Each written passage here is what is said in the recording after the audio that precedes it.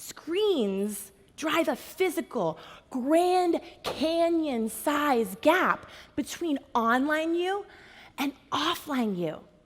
There's a huge difference. And you might be thinking, I'm pretty good at this, Erin. I'm awesome, right? I got a lot of gram followers. People think I'm great. And you are. But I found a study last year that found that the majority of us greatly overestimate how persuasive our screen speak actually is.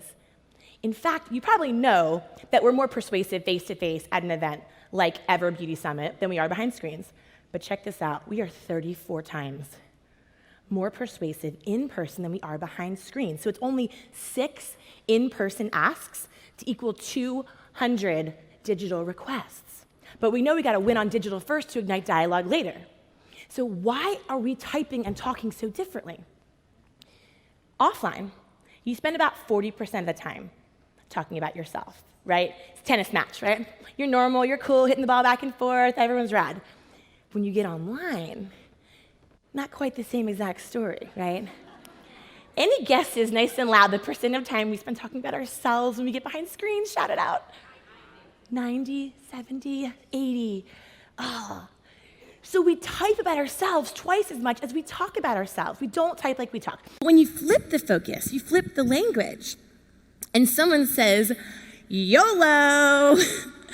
The difference is you're hitting maybe the love button, you're hitting the ha-ha button. Maybe you're saying, dude, no one says YOLO anymore, whatever. But you're giving some kind of a response. You care a little bit. And so when we talk about how we can elevate the words we use, because our words indicate our focus, and our focus indicates if we can persuade someone to care about our content, our mission.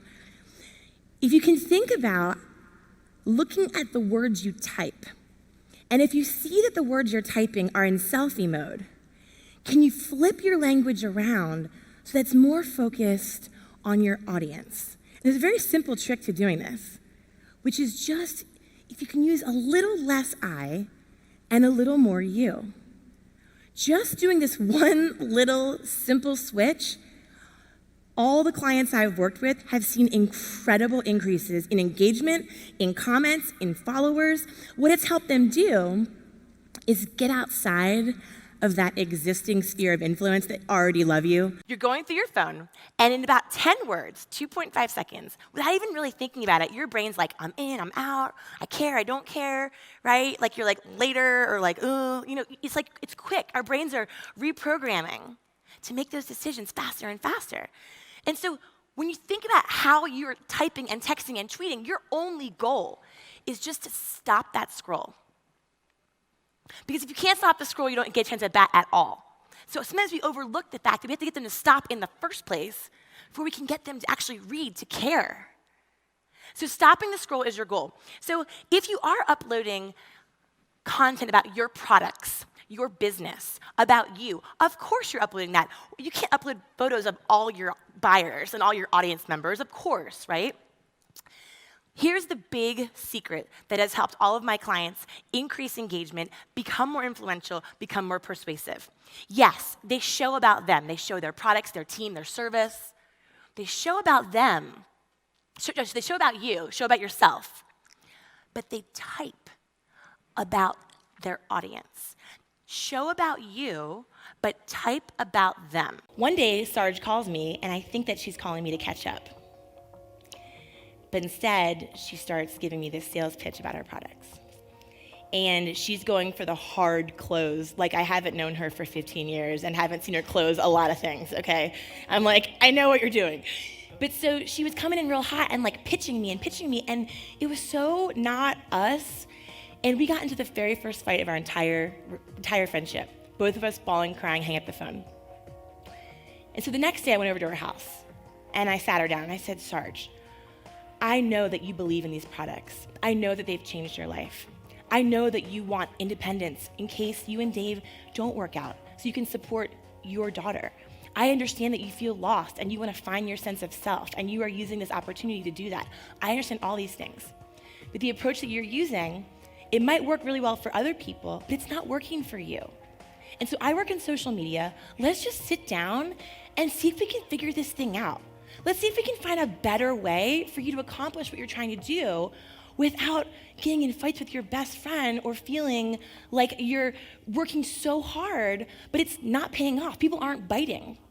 So she said, okay. I said, tell me your goal with social media. So we sit on the couch, okay, so we're sitting down. And she's like, I just want people to like come to me. I don't want to have to push it on people.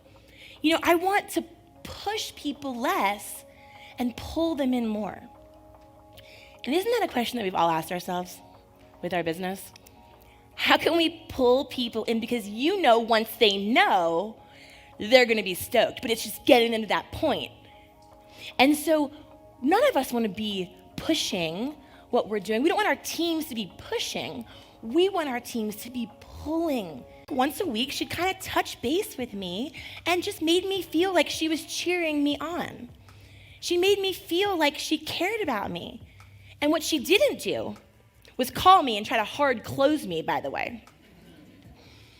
And the truth is, in this moment, and we've all been here where, that's how we buy things, right? We like, as Liz said, we hear it from our friends, or we hear it from others, or we get stoked because someone's invested in us. I mean, think about like even last night at the prom. So maybe someone, you guys all look beautiful, by the way. Oh my gosh, on Instagram, those dresses, and you all look beautiful. But think about like if you were talking to someone and like maybe you didn't really want to talk to them, right? But then they're like asking you questions, like tell me about you and where do you live and how many, and then all of a sudden you find yourself being like really interested back in them, right? It's human nature. We are interested when someone else is interested in us first. Sarge was trying to close me. Pam was cheering me on. And that's because the truth is, my friends, and we all know this to be true, is that closing drives us off. But cheering draws us in.